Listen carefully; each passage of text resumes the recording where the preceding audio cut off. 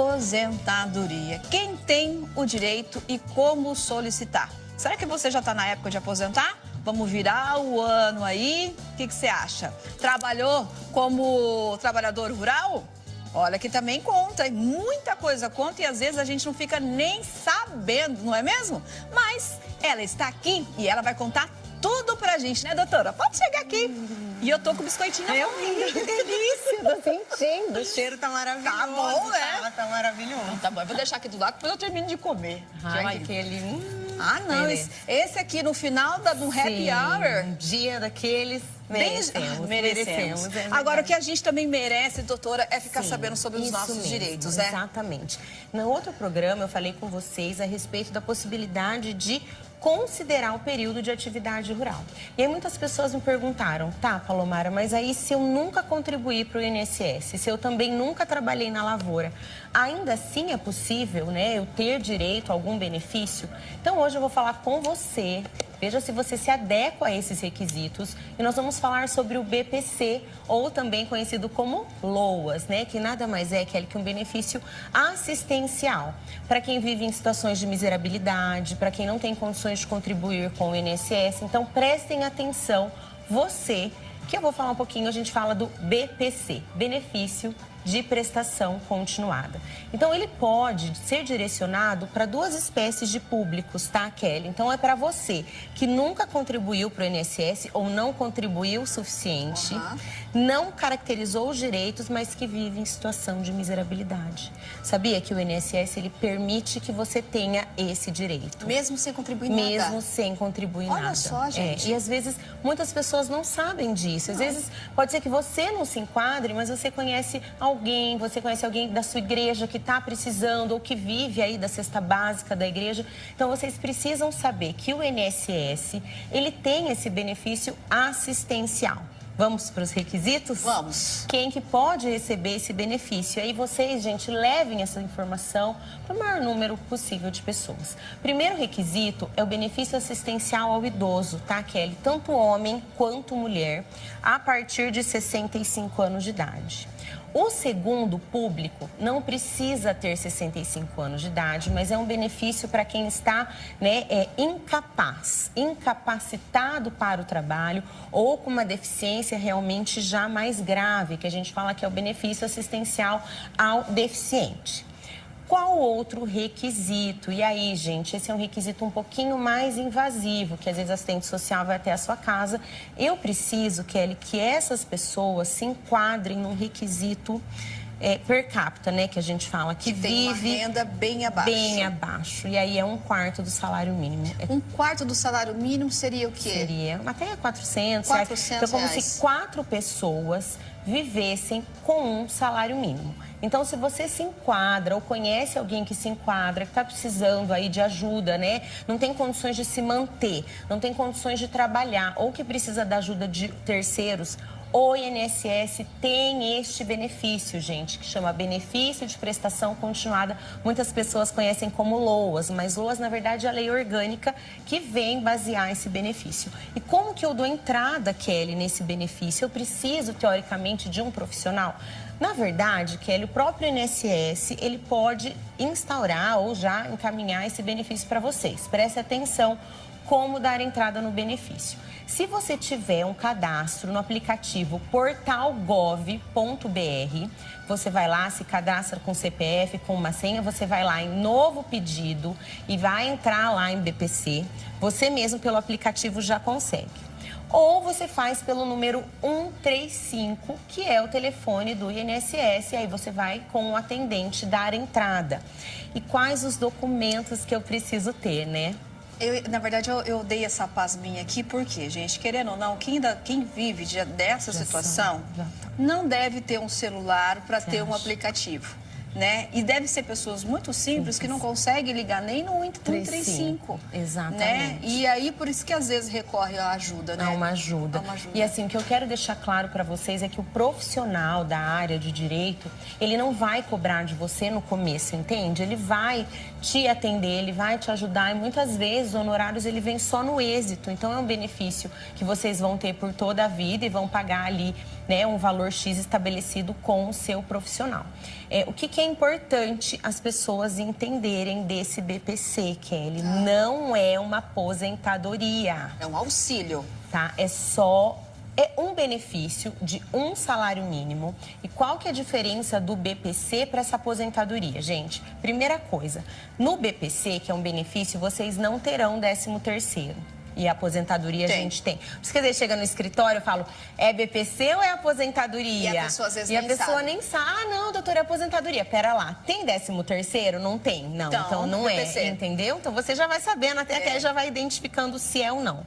Outra diferença, pode falar. E, doutora, antes de você terminar, eu gostaria só de dizer que as perguntas já estão chegando aqui. Sim. Qual que é a pergunta que tem, Zane? Repete para mim, por favor. Ah, legal. Sim. A Roseli morou 42 anos no sítio e está com 54 anos. Ela está perguntando se tem esse direito de se aposentar. Sim. No entanto, antes da doutora responder, eu tenho um recadinho gostoso para vocês, igual esse papo está sendo aqui com a doutora Palomara, né? Sim, pessoal, quem não gosta de comer aquele bolo no café da manhã, no lanchinho e sobremesa, ainda mais com um cafezinho? É bom demais, né? A Casa de Bolos com 2 unidades. Ali na Avenida Tamandaré, pertinho do Supermercado Amigão, e tem também na Avenida Brasil, tá? Pertinho ali da Praça do Peladão, tá? Está pronta para atender todos nós. Eles têm bolos caseiros, com ou sem cobertura. Dá uma olhada nesses bolos aqui que vocês estão vendo. Tem bolos de todos os tipos, bolo gelado, bolo no pote. Nossa, e tem também, gente, bolo especiais de Natal. Então, se você foi convidado para uma ceia, não sabe o que vai levar, tá aí, leva um bolo de Natal com frutas cristalizadas. Ou se você vai fazer a sua ceia na sua casa, mas não vai ter tempo para fazer a sobremesa ou preparar alguma coisa, já passa e já encomenda o seu bolo, tá bom? Ó, e no final de ano também, tá? Eles vão ter pudim, manjar, bolo recheado. Então faz o seguinte, liga agora e faça a sua encomenda no 3354-0275. Vou repetir, 3354-0275. Ó, não deixa a sua encomenda para a última hora, tá bom? Não deixa aí os seus convidados na mão. 3354-0275. E se por acaso você quiser uma dica de um bolo, gente, eu comi um bolo de banana com canela sensacional. Liga lá e peça, tá? Casa de Bolo. E vamos voltar aqui com a doutora Palomara? Vamos voltar então para responder a pergunta. Só coisas gostosas. Nossa! E eu sofro desses lugares, doutora. Eu sofro tanto. Eu tô aqui babando no bolo e salgadinho. Mas o de banana... Sabe quando tem aquela casquinha que vai croque-croque? Então, desse jeito. Mas, voltando para os benefícios... Vamos responder, né, a Roseli? Trabalhou 42 e tem 54. 4 anos de idade. Gente, só antes de eu responder a Roseli, uma outra diferença do benefício para aposentadoria e aí isso pode gerar algumas dúvidas, depois eu volto para falar tudo bem. sobre isso, né? É que o BPC, ele não acumula com outro benefício. Então, é possível acumular 2, uma pensão e uma aposentadoria. É possível. Você que já é aposentada, se vira ficar viúva, por exemplo, pode pegar a pensão do seu esposo também. Não prejudique em nada, mesmo que você case de novo. E às vezes as pessoas têm esse medo, né? Vou poder acumular, mas o BPC não acumula, tá? O BPC é o auxílio. É só ele. A pessoa veio a falecer, o benefício encerra. Acabou. Combinado? Vou responder então a Roseli. Ela hoje está com 54 anos de idade, trabalhou 42 anos na lavoura. Roseli, presta atenção. Se você estiver ainda na lavoura, ano que vem, se as regras não mudarem, eu acredito que não, você já pode solicitar a sua aposentadoria por idade rural. Olha só. E você pode já se aposentar por idade rural. Se você estiver na lavoura, combinado? Você está há 42 anos, ano que vem você faz 55 e você comprova os últimos 15 anos na lavoura. Combinado? Porém, a gente pode ter um cenário diferente da Roseli. A Roseli pode ter trabalhado na lavoura e hoje já não está mais. Mas eu acredito que tá pela diferença de idade, né? Deve ter começado aos 8, eu tô achando que ela tá na lavoura até hoje. Caso você tenha saído e não está mais na lavoura, você pode solicitar uma aposentadoria híbrida aos 62 anos de idade. Porém, você não precisa comprovar os últimos 15 anos. Você pode pegar 15 anos lá da infância, por exemplo, que é aquela possibilidade de misturar período rural com período período urbano. Boa, gostei desse, viu? Agora, a gente recebeu uma outra pergunta, uma telespectadora falou do marido. Sim. Ele contribuiu 36 anos, está com 54. Se ele se aposentar, ele pega integral? Isso, ótima pergunta. O que acontece aqui? Ele já tem 36 anos de tempo de contribuição. Antes da reforma previdenciária, a gente era independente da idade, tá? E se a gente não tivesse passado por essa reforma, lá em novembro de 2019, eu ia te dizer que você nem precisa de advogado. Você pode dar a entrada direto na sua aposentadoria. Vamos confirmar esse tempo aí de contribuição, mas acreditando aí, 36 anos, independente da idade, que era uma aposentadoria por tempo de contribuição. Porém, existe um vilão aí nessa história toda que chama fator previdenciário. E o fator, Kelly, é por conta da idade. Então, quanto mais novo, mais a gente tem uma queda e uma redução do valor da sua contribuição. Mas o que eu quero dizer é o seguinte, fique atento, porque depois da reforma previdenciária, finalzinho de 2019 agora, essa aposentadoria, na verdade, ela foi encerrada e a gente precisa que o senhor se enquadre nas regras de transição. Se você fechou 33 anos antes de novembro de 2019, aí você pode entrar com pedido de aposentadoria com direito adquirido antes da reforma.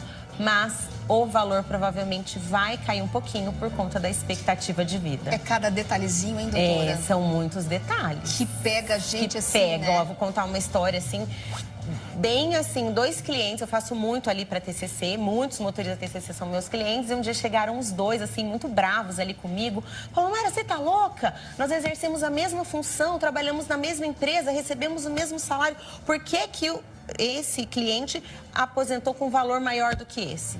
Eu deixei, né? Eu respirei e falei, porque ele é 14 anos mais velho do que você. Percebam como a idade influencia no cálculo da aposentadoria por tempo de contribuição por conta do fator previdenciário. Olha só, mas tem outra pergunta aqui, ó. Vamos lá. Me chamo Fernando, contribuí por um bom tempo, Tá. deixei de recolher. Consigo ter o direito a me aposentar? Não sei se procede. Tem uma cota para esta modalidade? Eu tenho 59 anos. Comecei a contribuir aos 14, porém, teve período em que não houve contribuições. Fernando, né? Fernando, vamos lá então. Você está com 59. Pode ser que você se aposente apenas por idade aos 65, desde que você tenha pelo menos 15 anos de tempo de contribuição. Então, caso as regras não mudem, tá? Hoje o requisito para você, Fernando, que está com 59, ou você fecha 33 anos de contribuição antes da reforma, ou você volta a recolher se você não fechou os 15. Porém, presta atenção, Fernando, isso é muito bacana se você se identifica com o cenário do Fernando. Vamos supor que o Fernando já recolheu mais de 15 anos lá e simplesmente parou de recolher. Caso você opte por não recolher mais, aí ele não precisa voltar a recolher, tá, Ken? Aí ele vai esperar o requisito idade ser completado, que é 65, e o outro requisito, que é os 15, eu acredito que ele já tenha. Falou, Mara, tá, mas se eu venho a ficar doente? Aí ele não tem a qualidade de segurado. Então, se eu puder dar um conselho para vocês, mesmo que vocês paguem sob o mínimo, paguem um carnezinho do INSS, a gente nunca sabe se a gente vai ficar doente, se a gente vai sofrer um acidente. E aí, pelo menos, depois eu venho para falar só de auxílio-doença, então. Pelo menos se você tiver 12 meses de contribuição, você tem direito a esse benefício, entende, Kelly? A pessoa que já está longe do INSS, ela não tem nem a qualidade de segurado. Nada. A menos que vocês se enquadrem. Eu falei que eu ia deixar, mas eu vou deixar no site do programa. Tá. Uma relação de doenças que não precisam ter essa carência mínima, que a gente fala que é o mínimo de contribuições, que é o câncer, né, a paralisia irreversível, a lepra, mas são doenças bem mais graves que, se você se enquadrar, aí você não precisa ter contribuição para pedir o benefício por incapacidade. Tem uma outra pergunta aqui, mas a telespectadora não mandou o nome. Tá. Boa tarde. Vou completar 59 anos no próximo ano. Ok. Tenho 23 anos de registro e 8 de rural. Já dei entrada no INSS, mas foi negado. Foi negado. Olha que você fez certinho. Vamos fazer conta? Fala que advogado faz conta também. Então, ela já tem 23 de contribuição, com 8 de lavoura, ela fecha 31. Nós, mulheres, se a gente fechar 28... Não, vou até falar pra você, depois você faz as contas lá. Se nós fecharmos 28 anos de tempo de contribuição até novembro de 2019, a gente consegue se enquadrar numa regrinha de transição que chama PEDAR 50%. Então, eu entendo que você já tenha fechado 28, ou seja, você fechou 31. Então, você deu entrada, você fez certinho, mas barrou no INSS com indeferimento. Indeferimentos, infelizmente, fazem parte de uma caminhada. Então, eu te aconselho, sim, a procurar um profissional que possa aí fazer essa conta direitinho, entrar na Justiça Federal e tentar realmente buscar o seu direito. Por quê? Às vezes, esses 8 anos de lavoura não convenceu o servidor. Será que você apresentou a documentação certa? Será que você preencheu o formulário da autodeclaração corretamente também? Então, o ideal é que a gente faça uma auditoria dessa cópia do processo, por que foi indeferido, e aí, ou dá entrada de novo, ou recorre para a junta de recursos do INSS ou intrajudicial. A gente tem 3 saídas. Não é o fim. Há luz no fim do túnel. É apenas um indeferimento. É só uma pedrinha assim, que a gente tem que passar. Deixa eu falar essa última pergunta aqui, gente, para a doutora Palomar, porque realmente já está cheio aqui, nosso tempo está esgotando. Mas eu vou responder depois um pouquinho. Você é sensacional, né? Você é sensacional. Eu não vou falar o nome dela, porque você vai entender.